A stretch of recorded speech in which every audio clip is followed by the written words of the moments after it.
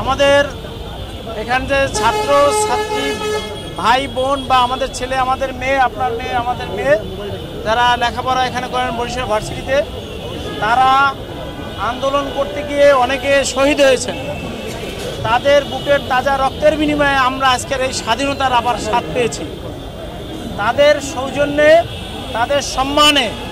আমাদের Barishal Patuakhali bus minibus মালিক সমিতির পক্ষ থেকে আমরা তাদের চলাচলের ক্ষেত্রে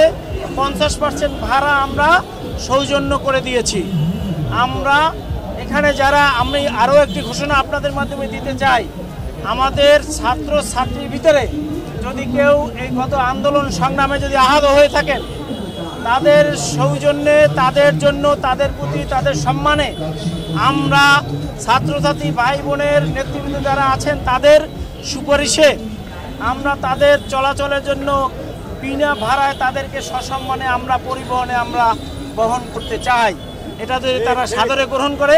আমরা কৃতজ্ঞ থাকবো। আপনাদের মাধ্যমে এই ঘোষণাটা আমরা দিতে চাই। যারা ওই ভার্সিটি যারা ছাত্র ছাত্রী আছেন, যারা নেতৃত্বে আছেন, যারা ওখানকে নেতৃত্ব দিচ্ছেন বা যাদেরকে ঐক্যবদ্ধভাবে যারা তাদের নিয়ে চলছেন, তাদের প্রতি আমার আহ্বান থাকবে, আপনারা এটা তদন্ত করে খোঁজ নিয়ে সঠিকভাবে একটা তালিকা বা একটা যদি আপনারা কার্ড প্রদান করেন যে এই গত আগস্ট মাসের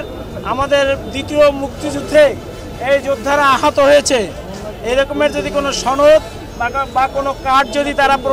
সেখানে প্রদর্শন করে, তা আমি অনুরোধ করব বাস মালিক সমিতির নেতৃবৃন্দ এবং আমাদের শ্রমিক ইউনিয়নের নেতৃবৃন্দ যারা উপস্থিত আছেন, তারা তাদেরকে সম্মান দেখিয়ে তাদের প্রতি আমাদের ভালোবাসার নিদর্শন স্বরূপ আমরা তাদের কাছ থেকে কোনো ভাড়া গ্রহণ করব না।